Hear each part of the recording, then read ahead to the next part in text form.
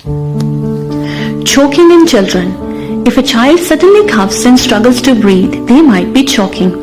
ഇപ്പോഴും നമ്മൾ news paper ഒക്കെ തുറന്നു നോക്കിയാല് കോമൺ ആയിട്ട് ഇപ്പോഴും കാണപ്പെടുന്ന ഒരു ന്യൂസാണ് ഈ കുട്ടികളുടെ തൊണ്ടയിൽ പല സാധനങ്ങളും കുടുങ്ങിയിട്ട് ഡെത്ത് ഉണ്ടാകുന്ന കേസസ്. ഇതെന്തുകൊണ്ടാണ് ഇങ്ങനെ സംഭവിക്കുന്നത്? ഇതിൽ ഒന്നാമത്തെ കാരണം എന്ന് പറയുന്നത് കുട്ടികൾക്ക് പർട്ടിക്കുലർ ടോയ്സ്, അതായത് അവരുടെ ഏജിനനുസരിച്ചിട്ടുള്ള ടോയ്സ് മാത്രം മേടിച്ചു കൊടുക്കുക. ഇത് എന്റെ മോളുടെ ടോയുടെ ബോക്സ് ആണ്. ഇതിൽ പ്രത്യേകം മെൻഷൻ ചെയ്തിട്ടുണ്ട് 3 ഇയേഴ്സിന് മുകളിലുള്ള കുട്ടികൾക്ക് മാത്രമേ ഇത് കൊടുക്കാൻ പറ്റൂന്ന്. അങ്ങനെ നമ്മൾ ക്വാളിറ്റി ടോയ്സ് മേടിക്കുമ്പോൾ അതിൽ പ്രത്യേകം മെൻഷൻ ചെയ്തിട്ടുണ്ടാവും ഏജ് ഗ്രൂപ്പ് എന്താണെന്ന്. കൂടാതെ നമ്മൾ ഈ ചെറിയ ടോയ്സ്, ചെറിയ ടയറും കാര്യങ്ങളൊക്കെ ഉള്ള കാറ് അല്ലെങ്കിൽ ചെറിയ ചെറിയ ടോയ്സ് ചെറിയ കുട്ടികൾക്ക് പൊതുവെ മേടിച്ചു കൊടുക്കാതിരിക്കുക.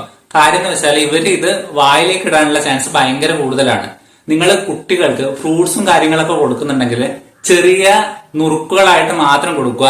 ഇത് കൊടുക്കാൻ വേണ്ടിയിട്ട് ഒരാൾ നിന്നിട്ട് കൊടുക്കുകയും ചെയ്യുക, അല്ലാതെ കുട്ടികളുടെ കയ്യിൽ ഡയറക്റ്റ് കൊടുക്കാതിരിക്കുക. രണ്ടാമത്തെ കാര്യം എന്ന് വെച്ചാല് നിങ്ങൾ ഈ കുട്ടികളെ ഫീഡ് ചെയ്യുമ്പോൾ ഒരിക്കലും കിടന്നിട്ട് ഫീഡ് ചെയ്യരുത്, ഇരുന്നിട്ട് മാത്രം ഫീഡ് ചെയ്യുക.